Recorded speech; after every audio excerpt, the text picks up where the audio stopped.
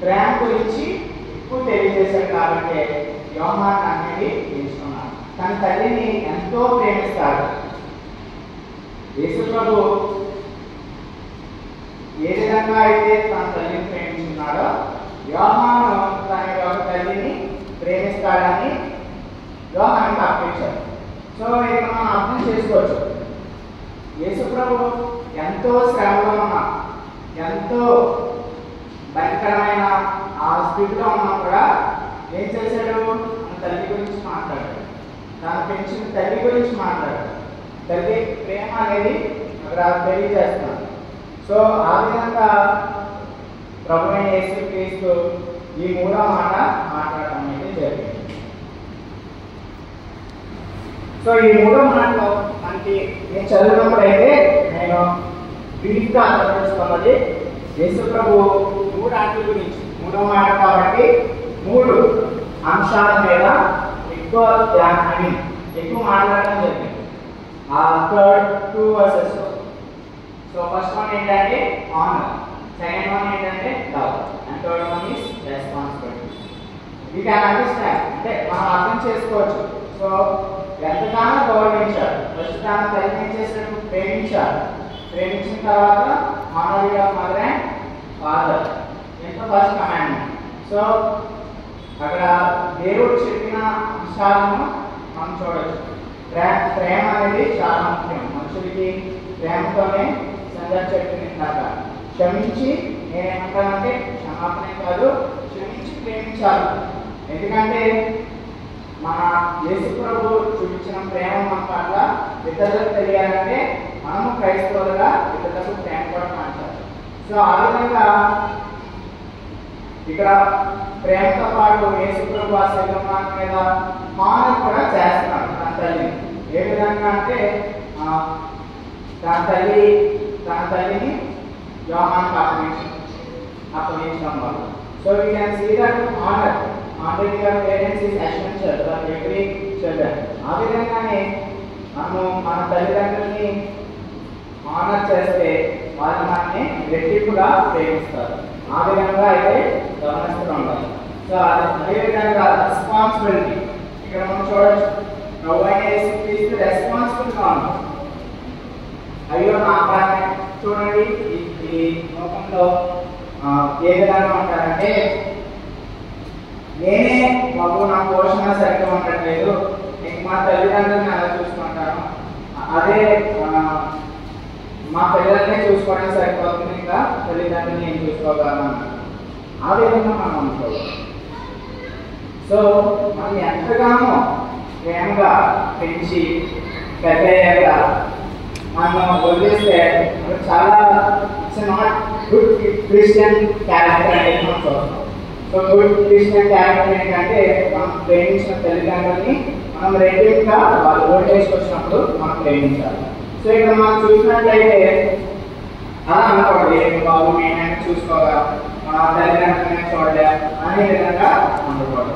చాలా మంది అయితే సమాజంలో ఓల్డేజ్ హోమ్స్ అని ఓల్డేజ్ ఎక్కువ అయిపోతుంది. ఎందుకంటే పిల్లలు సరిగ్గా చూసుకోవడం, అదే సరిగ్గా చూసుకున్నామంటే ఇలాంటి సమస్యలు ఏర్పడతాయి.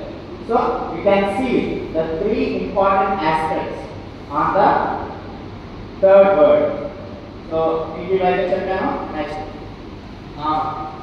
మన బైబిల్ వర్సెస్ అనేది చూసుకోవచ్చండి. గౌరవించుగా honoring your parents, మన first commandment Ephesians 6 chapter 1st and 3rd verse.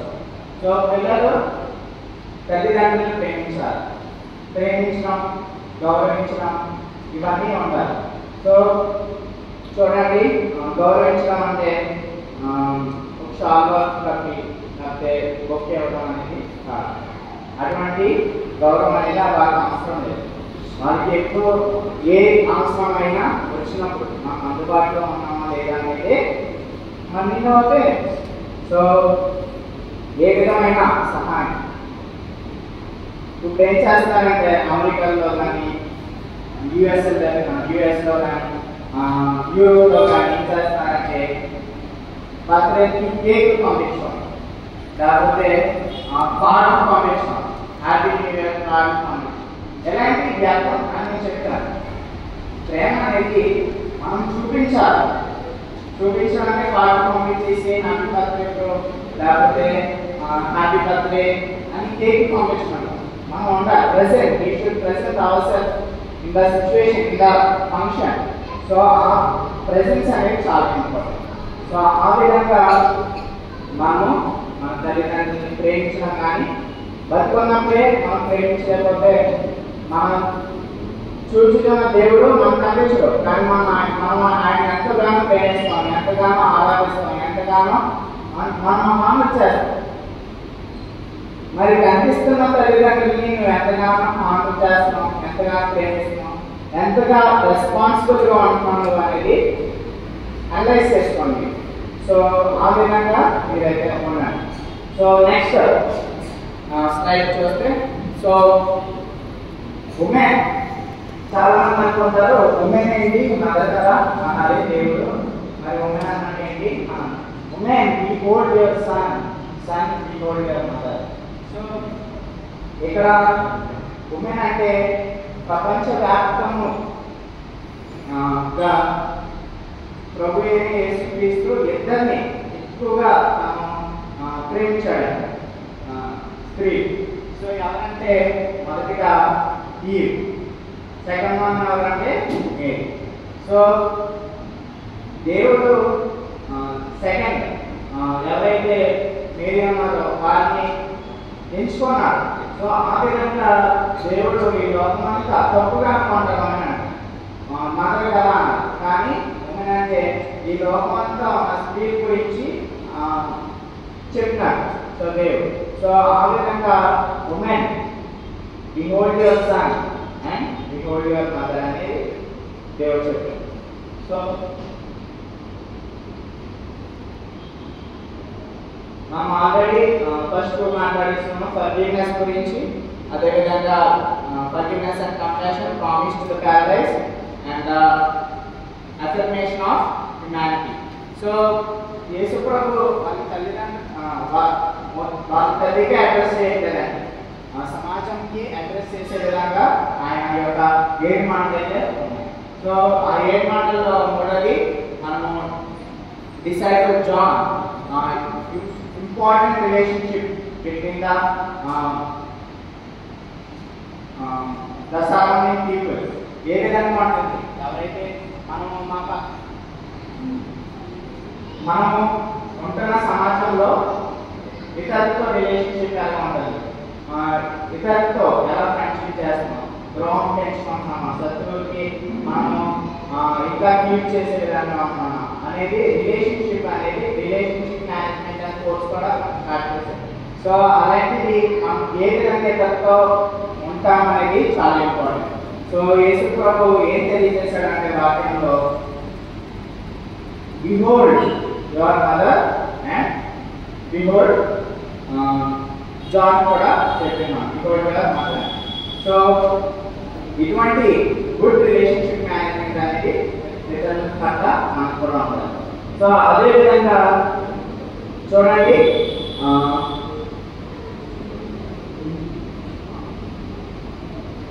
కేవలము జీవ సంబంధమైన పరిచయాలు లేకపోతే జీవ సంబంధమైన రిలేషన్స్ అనేవి మనకు ఇంపార్టెంట్ కాదు. మనం ఏం చేయాలంటే దేవుని రాజ్యంలో మనం అందరం కడగబడి ఉన్నాం. సో అని హోలీ స్పిరిట్ కలిగి మన ప్రజలందరము మనం. So we should have the relationship bonding between the Jesus as well as us. మనం సంఘముని మన తల్లిదండ్రులని ఎంతగానో ప్రేమిస్తే ఎంతగానో మనము దేవుని మాటలు మనం మౌనమైపోతాం.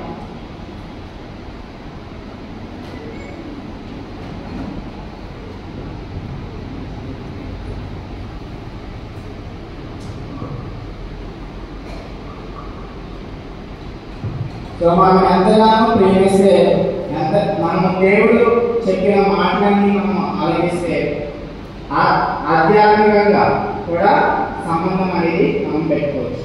సో ఈ లోకపు సంబంధాలే కాకుండా దేవుని యొక్క సంబంధాలు కూడా relationship with God and with the fellowship with the people in the church అనేది చాలా ఇంపార్టెంట్ అనేది ఈ థర్డ్ వర్డ్ కూడా మనకు తెలియజేస్తుంది.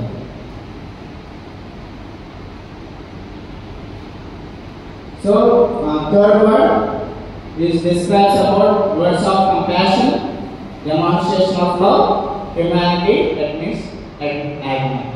సో ఆ విధంగా మనకు జీసస్ వర్డ్స్ ఆఫ్ ఏదైతే యేసు ప్రభు చెప్పి ఉన్నారో ఆ మాటలన్నీ మనము ఈ ప్రేమ ఇంకా రెస్పాన్సిబిలిటీ మనము కలిగి ఉండాలి. హానరింగ్ యువర్ పేరెంట్స్ ఇవన్నీ కలిగి ఉంటే ఒక మంచి క్రిస్టియన్ క్యారెక్టర్ అనేది మనం బిల్డ్ చేసుకోవచ్చు.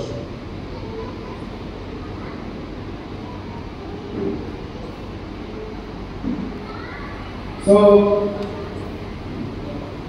ఆల్మోస్ట్ టైమింగ్ వచ్చింది. We have prepared the song అని ఒక సాంగ్ అయితే మేము పాడాలనుకున్నాం. ఆ సాంగ్ ఏం తెలియజేస్తారంటే ప్రత్యేకంగా